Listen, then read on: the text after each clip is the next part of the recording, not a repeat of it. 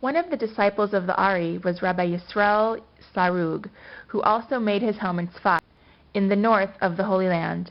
He was a master of every kind of Kabbalah, and it was whispered among the disciples of the Ari that his powers were very great indeed.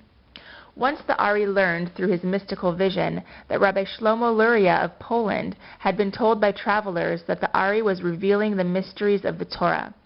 Now Rabbi Shlomo Luria, who was known as the Maharshal, felt that these mysteries must be kept secret, and he was about to ban the teachings of the Ari.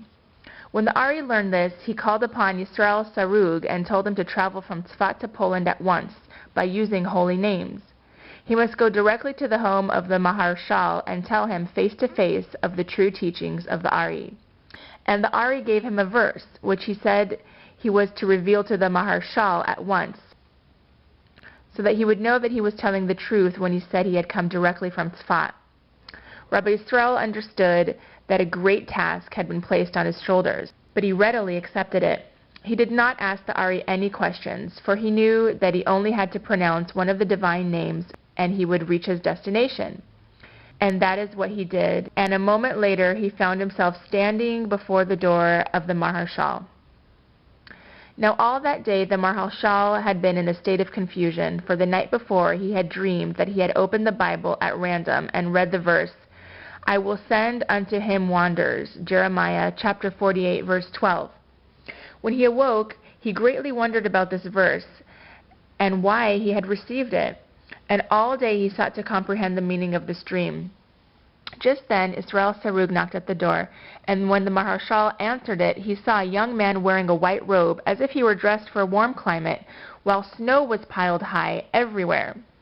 At first the Maharshal thought that the young man must have lost his mind, but then he remembered the verse in the dream, and he invited him in from the cold at once. Then he asked him who he was and where he came from, and Yisrael Sarug identified himself and said that he had been sent there by the Ari. "And how long ago did you leave on this journey?" asked the Maharshal. "This morning," Yisrael Sarug replied. "That's impossible," said the Maharshal. And Yisrael Sarug said, "The Ari told me that if you did not believe me, to mention a specific verse to you." "What is that verse?" the Maharshal shouted. "Tell me at once." Then Yisrael Sarug repeated the verse that the Ari had revealed to him, and it was exactly the same verse that the Maharshal had read in his dream.